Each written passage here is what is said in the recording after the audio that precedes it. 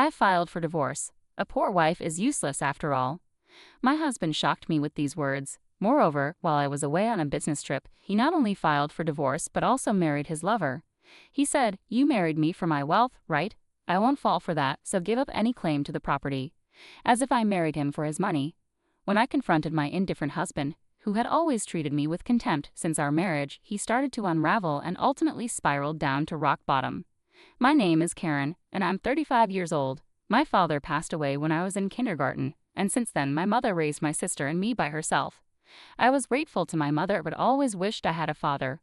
I dreamed of living happily ever after with my husband, surrounded by children, though I never knew how many. Life on just my mother's earnings was far from wealthy, but we were happy as a family of 3. However, the poverty I grew up with never left me even after I started working and earning a decent salary. When I was single, my grocery shopping centered around discounted items, and I would stock up during sales if the items wouldn't go bad. Eating out was out of the question. I wouldn't even buy convenience store bunto. For drinks, I would bring tea in a thermos. Before I knew it, saving money had become a hobby. I married my husband John 4 years ago. We met through an acquaintance and hit it off. Unlike me, who grew up poor, John was wealthy from a young age, and our views on money and values were completely different. However, I was drawn to his kindness and the new world he showed me. We started dating soon after meeting, and as I was over 30 and eager to get married, we tied the knot in less than a year. We decided to move into my apartment, which was close to both our workplaces. It was a company-subsidized apartment, so the rent was quite cheap, one of the reasons we chose it as our new home.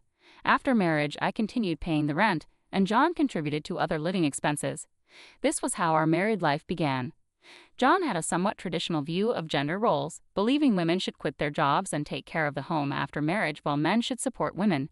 I found these views of his cool and masculine at the time. Before our marriage, he suggested I become a homemaker, saying he would support me. He probably thought of me as a domestic woman, good at cooking and cleaning, which made me happy at that moment. However, I loved my job and had important responsibilities at work. I didn't hate household chores, but being a full-time homemaker wasn't an option for me. If I quit my job and became a homemaker, we would have to leave this apartment as it was company subsidized. Moving to a similar apartment would significantly increase our rent and moving costs. Honestly, John's salary wasn't that high. If we had children, our financial needs would increase, and I would inevitably need to keep working. Thinking about our situation, I decided to earn as much as I could while I could. Since I was paying the rent, I felt I needed to continue earning. I subtly brought up these points, including the need to move out of the apartment, in a conversation with John. This was probably the first time I contradicted his opinions. "Hey, about you wanting me to be a homemaker, I'll take care of the house, but can I continue working until we have kids? I want to save as much money as we can for now." Are you saying my salary isn't enough? Or do you just want more money to spend? It's not like that. Kids are expensive, and I want to save up for that. I can even use my earnings for our living expenses. It's better to have more money, right? Right. Your annual income is $15,000, right? It's not much, just enough for the rent, but it's better than nothing. It's better than lounging around at home. Yes, but thank you. I'll keep working until we have kids. Of course, I'll take care of the house too. Though I felt uneasy about some parts, I managed to convince him to let me keep working. But in hindsight, this might have upset him. Balancing work and household chores was harder than I expected. My days were incredibly busy. I was a full-time employee, not part-time. I woke up early to prepare breakfast, lunch boxes for both of us, and to do some prep for dinner and tidy up the house when I got home. I prepared dinner, heated the bath, and did laundry after John went to sleep. Honestly, there was barely any time for us as a couple, and I began to wonder if this was really what a marriage should be like.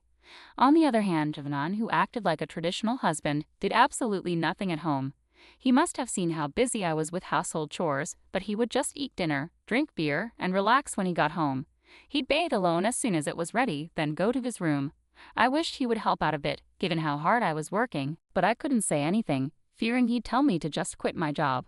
Despite his lack of help at home, I naively hoped he would change once we had kids. However, our relationship had grown distant, making the prospect of having children unlikely. I decided to discuss it with John. "Hey, we should start thinking about having kids, right?"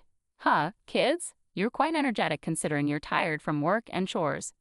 "It's not about that. I want to have children. We haven't been married that long. Isn't it too early for kids?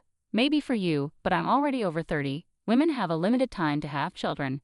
It's getting harder to conceive as I get older. It's almost too late. Then we don't need kids. If we have one, you'll expect me to help, right? You know I'm busy with work. I won't help with child rearing. What? Declaring you won't help with child rearing even before they're born is strange, isn't it? I plan to raise them alone, but shouldn't you at least have the intention to help? It's your child too. Child rearing is your job. I'm working to support the family, so I definitely won't help with the kids. You'll just complain that I don't help and that you're doing it alone, making me the bad guy. You must have been indoctrinated with poverty and lots of kids since birth. We're not poor. We don't need kids. End of discussion. John abruptly ended the conversation and went to his room. Standing alone in the living room, I was overwhelmed by tears. Not only was my wish for children rejected, but also my upbringing was mocked. Following this incident, our relationship deteriorated rapidly, and we hardly spoke anymore. There were no children and barely any communication. Maybe it was time to consider divorce, yet a faint image of my once kind husband lingered in my mind, making me wish we could return to the happy couple we used to be. Since then, I tirelessly juggled work and home responsibilities. I was incredibly busy with various tasks. Eventually, I took on a significant project at work, which meant more business trips and further distance from John. One day, as usual, I told him about an upcoming business trip, but his reaction was unlike any other time. I'll be away on a business trip for about 10 days starting tomorrow. Please take care. Another trip? You're always working hard. Take care, even though you must be tired. He was unexpectedly kind, unlike his usual mocking self. He even said with a smile, "Wait for a big surprise when you get back." I had given up on him and was resolved to a decision internally. However, his smile shook my resolve. Our wedding anniversary was approaching, and I thought maybe he had a surprise for that. Despite everything, I hoped he might have changed his heart. I even considered rethinking my stance if he had truly changed. However, my faint hope was shattered by a major incident. When I returned home 10 days later, I faced the first surprise. The front door wouldn't open. The key didn't fit. As I struggled, John spoke from inside. "Karen, right? Surprised. This is the first surprise. I changed the locks, so your key won't work anymore." "What do you mean? Why doesn't my key work?" "Open the door." "Why would I let a stranger into my house?" "I changed the locks, and for your information, we're divorced." That's the second surprise. A poor wife is useless. "Divorce? I never signed any papers. How could you even do this?" "I just forged your signature. I submitted it with a friend's name as a witness, so you're a stranger now." "Got it. Understood. Then we need to discuss property division, right?" "Right, property division. I have a document for you to sign. I'll let you in this one last time." John finally opened the door. Inside, there was a document for me to sign, waiving my rights to property division. "I thought you'd say, give me property division if you want a divorce. Poor people like you probably saw me as rich. You married me for my wealth, right? I won't fall for that, so waive your rights to the property." "What? I never even thought about property division. I hadn't even considered divorce. So you'll also waive your rights to property division, right? How much property do you think a poor person like you has?" "A few thousand in savings at most. I don't need that. I have more assets, so if anyone is doing the dividing, it would be me giving money to you, not the other way around." "Don't you get it? Is that so? Well, that doesn't matter. Let's change the document to reflect mutual renunciation of property rights and make it a public document," I retorted stubbornly. Afterward, John redid the document on his computer, deciding to make it a public document. However, it would be some time before we could submit it. I decided to pack my things and leave the house for the moment. As I was leaving, he scorned me until the end. "You are poor. I thought about throwing away your belongings while you were on your trip, but you barely had anything. Always wearing the same clothes, typical of the poor." The reason my belongings were few at that time was deliberate, part of my plan. The only unexpected thing was John changing the locks without my knowledge. A few days later, as expected, a panicked John called me. "Karen, what have you done?" "What do you mean? I haven't done anything. Why are you panicking?" "I have a lot of questions. First, I was told to leave the apartment." "Oh, you were still living there. That's not allowed. It's a new month. You're trespassing." "Trespassing? But it's my house. Are you okay? Did you forget that was a company apartment I rented? I was the leaseholder, so naturally, you can't live there anymore." "That's ridiculous. How could you do this?" "I can't believe you didn't know. I'm not the one who should be accused of doing things on my own. Didn't I tell you that you can't just change the locks of a rental apartment? It's my house. I can change the locks if I want. Didn't you listen? It was my leased apartment. Even if you were the leaseholder, the owner is the apartment manager. You can't change the locks without informing them." "Is that so? Also, I terminated the lease while you were away." "You terminated it so early? I was allowed to live there until this month." I was planning to return, but now you've unlawfully altered someone else's property, which could be considered criminal damage. Wait, criminal damage? Is that why the police are at the front door now? I'm too scared to open it. I replied calmly, so the police did come. Don't worry, it's probably not for trespassing or criminal damage. It's better to talk to them. Why do you know about the police? Because I reported you for filing the divorce papers yourself. It seems like you've committed crimes like forgery and fraudulent use of a private document. Divorce papers can be filed by one person, but only with mutual agreement and personal signatures. Since you forged my signature and the witnesses, it's obvious that it's a crime. John seemed unaware of his guilt. I continued pressing further. So the divorce papers you submitted are invalid, and your marriage with Susan can't happen either. How do you know about Susan? Did you think I knew nothing? I had a private detective agency thoroughly investigate your affair with Susan. It was a busy time at work, and coordinating with the agency was tough. Plus, you've even held a grand wedding ceremony while I was supposedly on a business trip.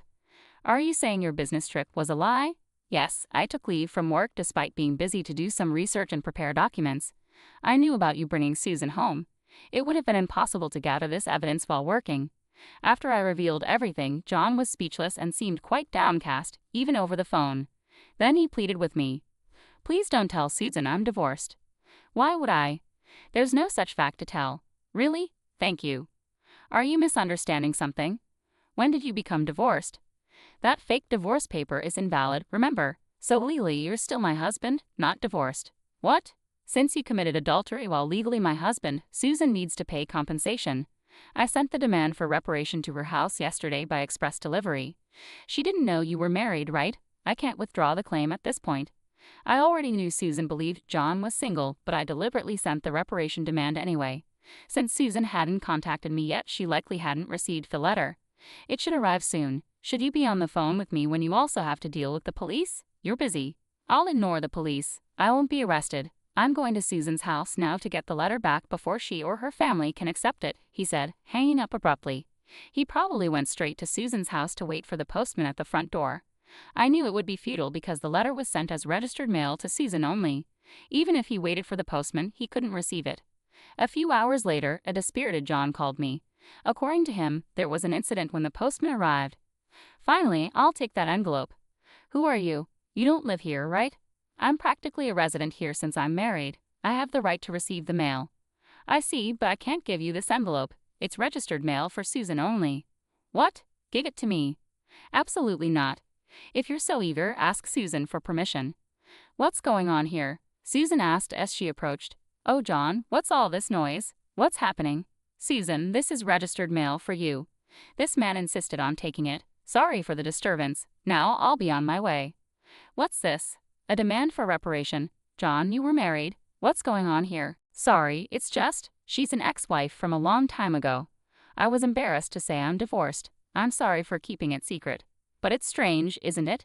We haven't been dating long, and a demand for reparation. If you were divorced before we started dating, there shouldn't be any problem, right? Well, my ex-wife is crazy. Maybe she's demanding reparation out of spite because I got married.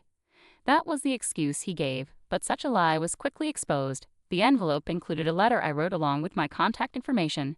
Susan called me directly, and in that call, I told her about the affair, the invalid divorce, and that they had a wedding ceremony while he was still married to me. Although they had a wedding ceremony, they hadn't submitted the marriage registration yet. John wanted to submit it on a good luck day, so it was still pending. He probably delayed submitting the marriage registration due to uncertainty about whether the divorce was finalized. After being exposed, John fled from Susan's house and shamelessly contacted me again. I still had something to tell him, so we agreed to meet at a nearby cafe. As soon as I arrived, John said, Karen, please withdraw the reparation claim. Let's pretend we've been separated for a long time and officially divorced now. I can apologize to Susan for being secretly divorced and maybe cover it up. You think I'm desperate to stay married to you? I was going to file for divorce anyway, but since you cheated, you'll pay reparation. Just trying to extort money from me, huh? Typical of the poor, you have such a poor heart. You're talking nonsense. Depending on my answer, everything can change. There's still an option where we don't divorce. If I say no, you can't reject it, meaning you can't marry Susan and your marital status will be exposed. Fine, I'll pay the reparation. Just divorce me now. Sign here then. About property division. Property division? How much more do you want to take from me? Reparation should be enough. Remember we agreed to waive property division, right? So let's make it official. All right, you're not as bad as I thought. Thank you. We then went to a public notary, made a public document for reparation and property division, and then to the city hall to submit the divorce papers, finalizing our divorce. Relieved, I exchanged final words with John. Glad we don't have to divide property. What are you saying? I'm the one who benefits from that. By the way, you even have assets. After paying me reparation, Susan will also claim damages. She mentioned charging you for the wedding expenses. That's impossible. I'm marrying Susan. She can't claim that. We're divorced now, so there should be no problem. Still living in a fantasy. You committed marriage fraud. You had a wedding while still married. You think Susan still believes you? Marriage fraud? That's ridiculous. Susan will believe me. Believe that if you want. I heard from Susan directly. Also, weren't the guests at your wedding paid actors? You still owe them. You knew about that. I haven't paid them yet. What does it matter to you? You could have just taken property division and been better off. That's what I wanted to tell you. Even if we had divided property, you would have benefited more. What are you talking about, poor woman? Your family is poor and you only make $15,000 a year, right? Even if you got a raise, it would be barely $20,000. You don't have any property. You keep calling me poor, so I thought you might be mistaken. Yes, my salary is indeed $15,000, but you know I work for a foreign company, right? It seems you have no interest in me, but I became a director of the American branch. It's not $115,000 per year, but per month, $155,000 per month. So that's an annual income of $100,000. You're still bad with numbers. How do you manage to keep a job? It's $1.8 million a year. $1.8 million? That can't be true. Of course it is. I haven't had the chance to spend such an amount, so I've been saving it for the future. The savings from before our marriage aren't part of the property division, but there's still a considerable amount since our marriage. I could have received half of that in the property division. You were my destiny after all. I'll get the divorce papers corrected. Are you okay? After all the contempt, you think I'd gladly undo the divorce? If you have that much money, you don't need to claim reparation, right? It's just a small amount for you. He who laughs at a cent will weep for a cent. This reparation is for the mental anguish you caused me. Honestly, I'd like to claim more. Since we've made it official, make sure to pay it, even in installments. I'll be penniless. Also, don't go back to that apartment. Your belongings should have been moved to your parents' house by now. You thought I had few belongings, but that was because I had already moved most of them. Were you that indifferent to me? I can't have so little, so I have to go back to my parents' house. They don't know anything yet, do they? Let me explain. Don't say anything. I've already told them everything.